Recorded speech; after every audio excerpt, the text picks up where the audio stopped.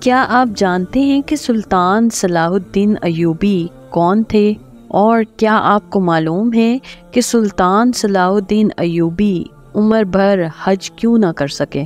تو چلیے چلتے ہیں آج کی ویڈیو کی جانب۔ تکریت سے حجاز کا 56 برس پر محیط سفر تمام ہونے کو تھا۔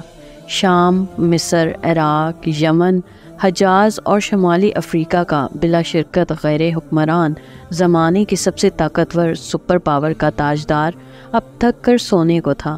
گھوڑے کی پیٹھ پر زندگی گزارنے والے شاہ سوار کی سانسوں کی تنامیں سمٹ رہی تھیں۔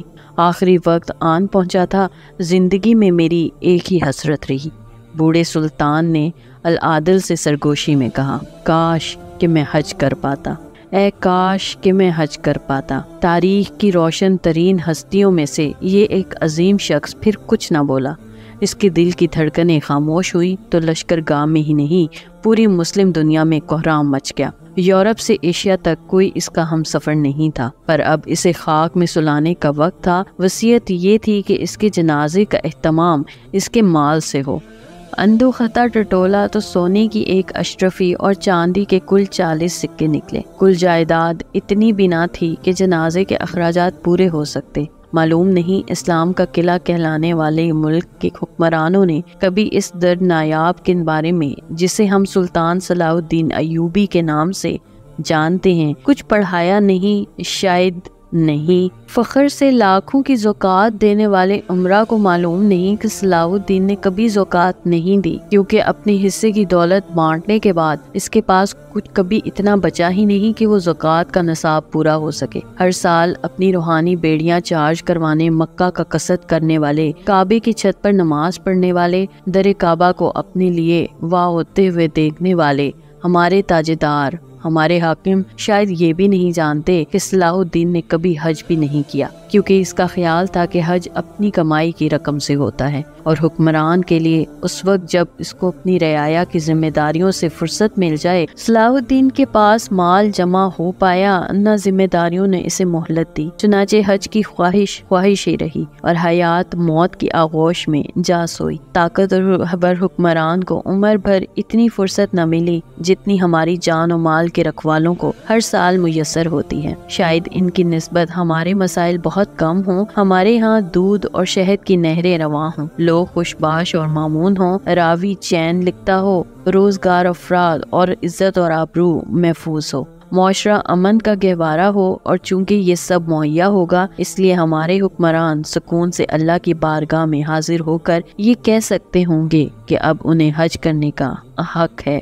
احرام کی 2 چادروں کا مطلب اس کے سوا کچھ نہیں کہ اب دنیا سے کوئی رابطہ نہیں، اب جو کچھ ہے اللہ کے لیے ہے۔ عبد اور معبود کا عہد صرف ایک ذات کے ساتھ ہے، اب کسی دوسرے سے کوئی طلب نہیں، کسی سے کوئی غرض نہیں۔ میں نہیں جانتا کہ 2 چادریں اوڑھ کر شاہی پروٹوکول کیوں کر مانگا جاتا ہے، ایئر کنڈیشنز خیموں میں رات کیسے بسر ہوتی ہے، سفر کے لیے لیموزین کہاں سے آتی ہے، کعبہ کے بند دروازے کیسے کھل جاتے ہیں، شاہی تحائف کا تبادلہ کیسے ہوتا ہے، دعا مانگتے ہوئے، حجر اسود کو چومتے ہوئے، سیلیبریٹیز سے گلے ملتے ہوئے تصویریں کون کھینچ لیتا ہے، چاروں طرف چلنے والے سیکیورٹی فورسز کہاں سے آتی ہے، بتانے رنگ و بو کو توڑ کر ملت میں گم ہو جانے کے دعوے کہاں گم ہو جاتے ہیں۔ صرف اسی پر بس نہیں، میری کم فہمی کی داستان تو لانی ہے۔ ایک عبادت جو صاحب نصاب ہونے کی شرط پر صرف ایک بار فرض ہے، وہ بار بار کیوں دہرائی جاتی ہے؟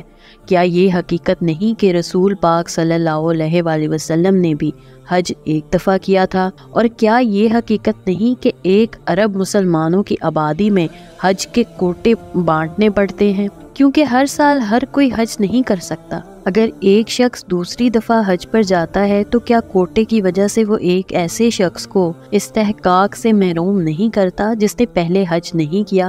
میں سوچتا ہوں یہ سوال کس سے کروں جس ملک کے حکمران کئی حج کر چکے ہوں، کوٹے اور اجازت کی قیود سے ماورا ہوں، مگر میں یہ نہیں سمجھ پایا کہ ٹیکس دینے والوں کی کمائی سے شاہی مہمان بن کر اور دوسروں کا حق مار کر جو حج کیا جاتا ہے، کیا وہ اللہ سے دھوکہ نہیں ہے؟ انسانوں کو دھوکہ دینے کے فائدے تو مجھے نظر آتے ہیں، لیکن اللہ کو دھوکہ دے کر کوئی کس منہ سے فائدے کی توقع کرتا ہے؟ یہ میرے ادراک سے پرے کا معاملہ ہے۔ اگر آپ جانتے ہوں تو مجھے بھی ضرور بتائیے گا۔ اس طرح کی مزید دلچسپ ویڈیوز دیکھنے کے لیے دیکھتے رہیے میرے چینل کو لائک، سبسکرائب اور شیئر ضرور کیجیے، اور ساتھ ہی ساتھ بیل آئیکن کو بھی دبا دیجیے۔ شکریہ۔ اللہ حافظ۔